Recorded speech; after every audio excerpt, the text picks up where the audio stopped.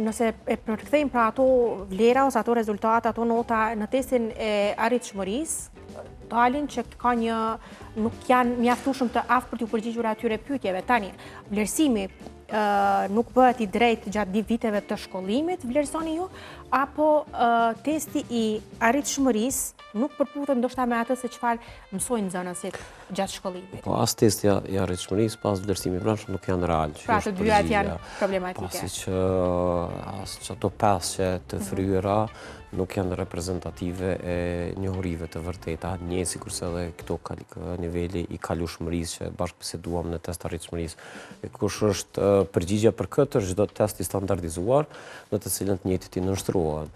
Pra, sikurse PISA dhe TIMSS, secili na jep një rezultat të ndryshëm. Pasi që po sikur të jetoni me këtë iluzionin e veç nivelit të kalueshmërisë atje, ose me keq të pesë, neve na del që problemet në sistem arsimor kemi minimale, në çat notë të lartë mesatare në vlerësim, që do thotë ka cilësi nxënës të arrijnë rezultatet.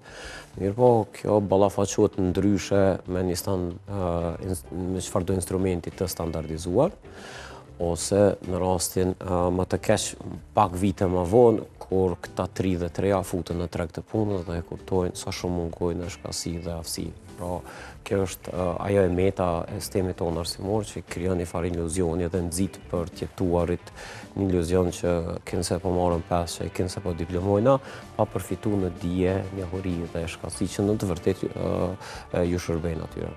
Vlerësoni që akoma qoftë nxënësit pra në shkollimin e tyre tentojnë pra që gjithë mosinxënien e tyre ta përkthejnë në notë, jo në dije, dhe edhe nga ana tjetër vlerësoni pra që edhe mosinxënësit kërkojnë më shumë themi kur vlerësojnë nxënësit e tyre kërkojnë më shumë diçka që është e përshkruar tamam si rregull, jo diçka që tregon se a është kuptuar mjaftueshëm nga ana e nxënësit. Pra vazhdon të jetë ajo çështja teknike, e të mësuarit teknik.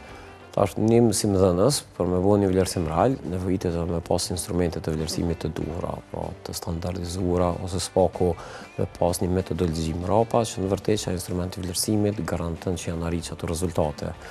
Po tash paktën ata mësimdhënës që e kanë çat përgatitje, çat kompetencë me BKX, pra me ditë me konvertu rezultatet e të nxënit për njësi mësimore, për fusha dhe për land, me konvertu në instrumentet e vlerësimit.